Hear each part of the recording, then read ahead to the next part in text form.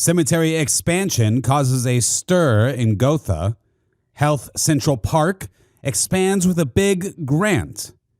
East Winter Garden expands with Creswell Court. In 21 years, we remember.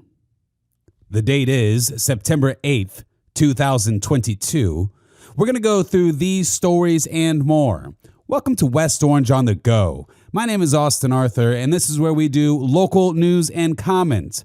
And when I say local news, I mean hyper-local. West Orange. This is your news. We begin in 10 seconds. You're listening to West Orange on the Go. Brought to you by the West Orange Times and Observer. Hosted by Austin Arthur. West Orange on the Go. A proposed expansion of the Woodlawn Cemetery received pushback from residents at an official community meeting hosted by Orange County Government and District 1 Commissioner Nicole Wilson.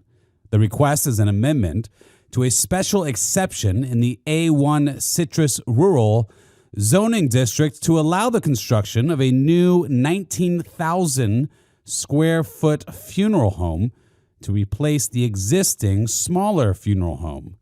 Now, the property sits on 103 acres and is located in Gotha.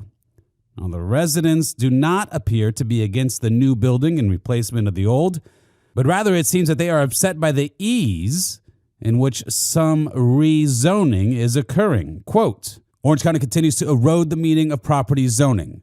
Every small approval continues to set a precedent for many others that have or are happening currently in Gotha. End quote.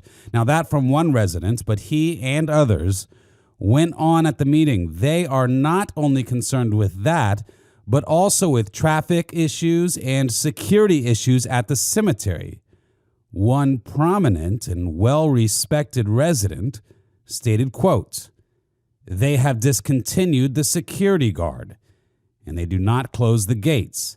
It allows for continued activities, traffic through there, cars racing, likely drug sales, sexual activity. It's becoming a problem.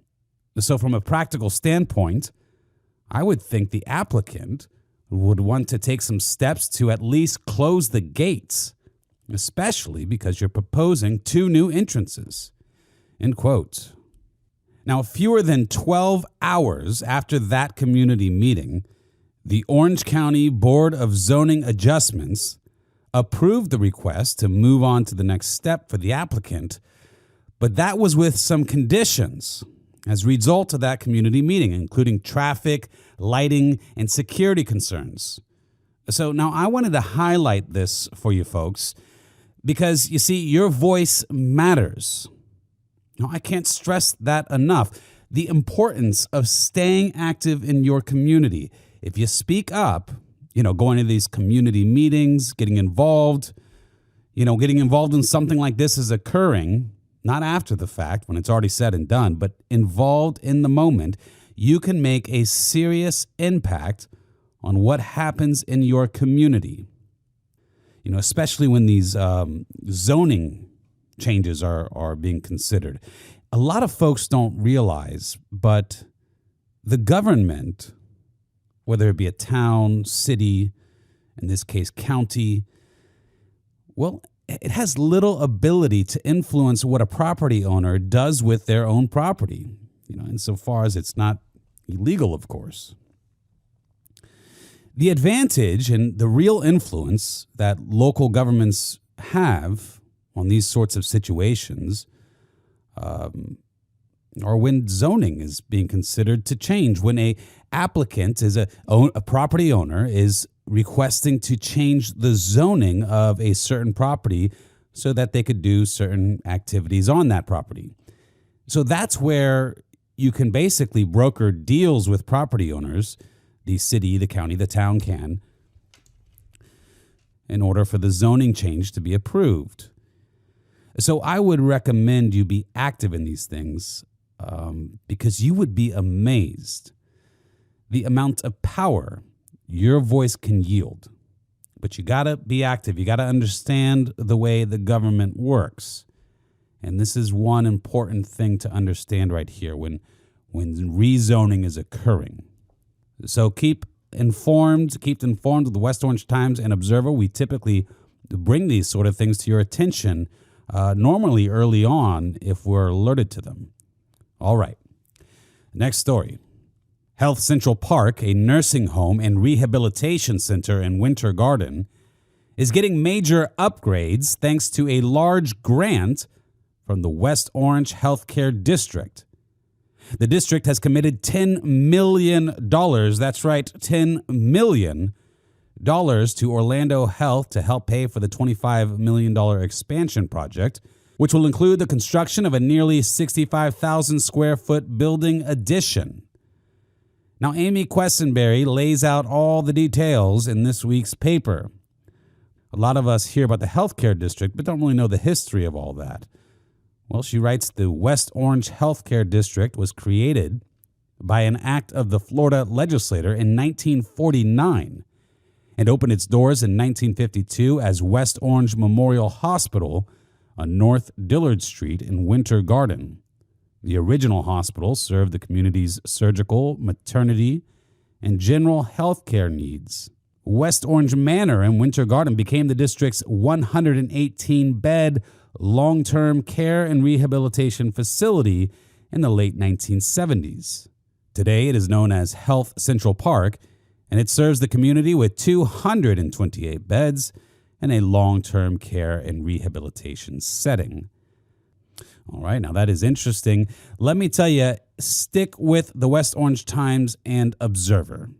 I always make a little plug, but it's true. This is where you're going to really stay in tune. I was talking to a buddy of mine this morning, and he asked, we work out in the morning. My brother and I work out in the morning, but with this friend, he's working out at the same time. So in the morning, we do a little stretching and, chat, 5 a.m. I don't do too much talking. Still kind of early for me, but, so he was asking about the podcast. He was asking about how to stay tuned with information about the community, because he said, Austin, I feel like we don't know as residents really what's going on a local level. Yeah, he said, everybody's talking Biden this, Trump that, and we just don't really know what's going on in the community. And that's where we're really being impacted. And I said, well, I'm glad you asked, brother. You need to subscribe to the Orange Observer. That is orangeobserver.com. Follow the Facebook. Everything you need in terms of hyperlocal. Well, the West Orange Times and Observer covers it. Now, the West Orange Times and Observer has been doing that for 117 years. So that is the source. That is how you stay tuned. That is how you hear about everything happening in the community. And I encourage all of us to subscribe and read. You can check it out in the big red boxes all around town. There's a map online where you could see them. It's just a tremendous amount. All right. Now, there's a lot going on in East Winter Garden. A lot going on that I really want to share with you. In this week's paper, you will see a piece on a collaboration meeting that took place with over 60 locally fueled organizations that are all part of this revitalization effort. So I want you to visit onewintergarden.com if you're interested in that. That is a group that I'm part of. It's primarily composed of residents of East Winter Garden, and very important group, onewintergarden.com. Next Tuesday, there will be a Habitat for Humanity dedication of 4 new homes. So that is September 13th, Tuesday, this coming Tuesday. The mayor will be there. One Winter Garden will be there. I really want you to check it out. Habitat for Humanity. Check it out on their Facebook. There's a link there. You could sign up to be present. It's free to be there. We want the whole community there.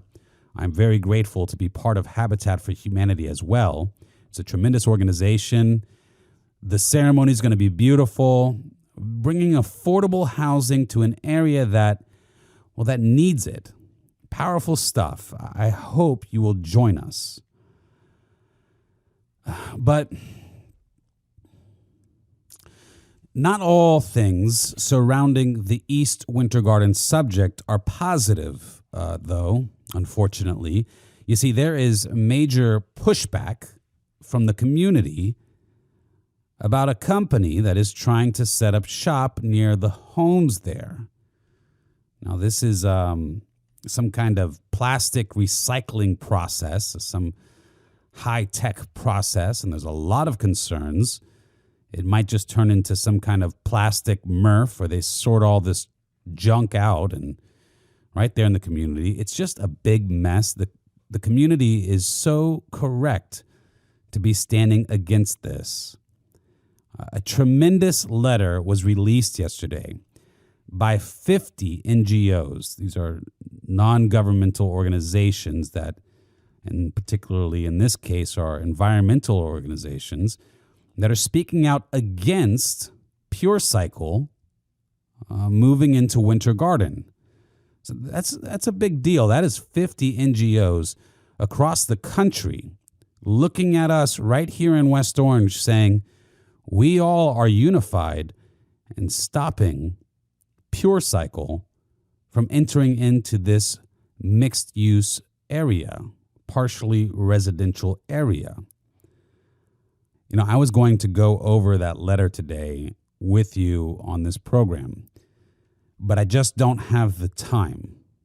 I think that it's important we pause that for a moment, at least on this program, and we place our attention to what is happening this Sunday. It's the anniversary of 9/11, the 21st anniversary. 21 years. So last year I did a piece on the history of what happened on September 11th, 2001, and why we must continue to tell the story. It's kind of a cinematic type of piece. I want to play some of that today in closing here. I won't play it all. We will repost it if you want to go back and listen to the whole thing. It's powerful, not because of anything I did with it on my end, but because just revisiting what happened in a dramatic fashion, well, as humans, that speaks to us. We're not animals. We need to feel it. We need to remember it by feeling it every year.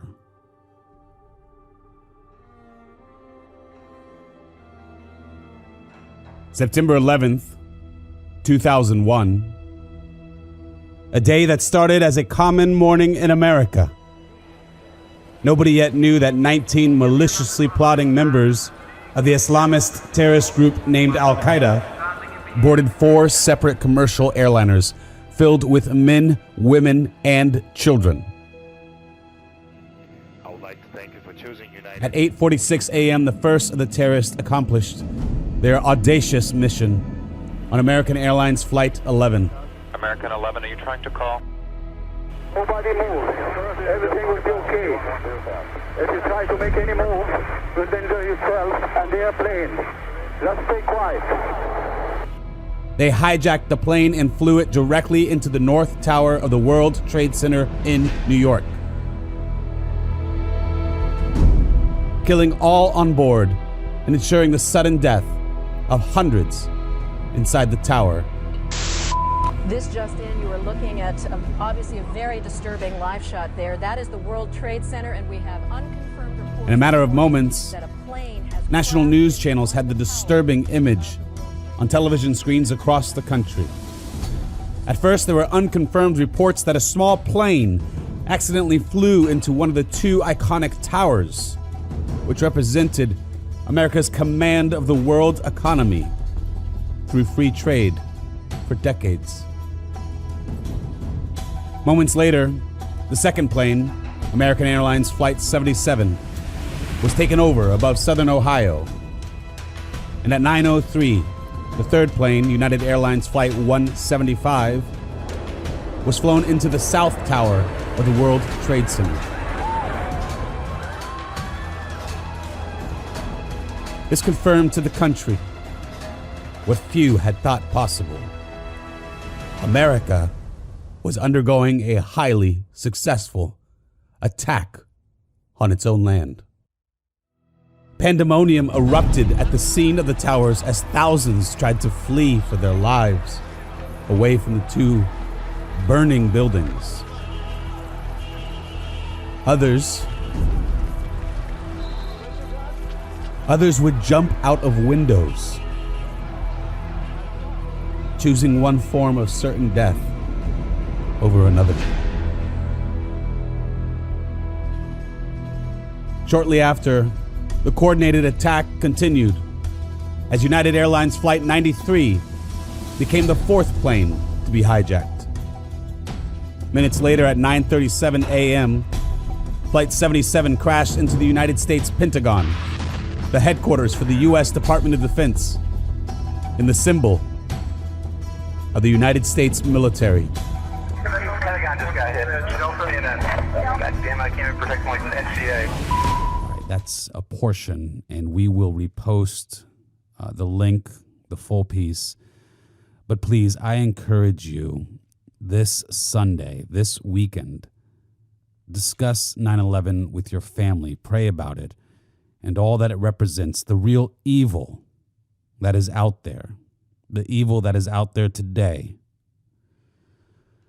Talk to your kids, your grandkids about it, if age appropriate. But 21 years now, most of us still remember it vividly. And we need to keep it that way. This has been Austin Arthur of the West Orange Times and Observer. And until next week, have a happy and blessed weekend. West Orange on the Go is brought to you by the West Orange Times and Observer. Hosted by Austin Arthur. West Orange on the Go.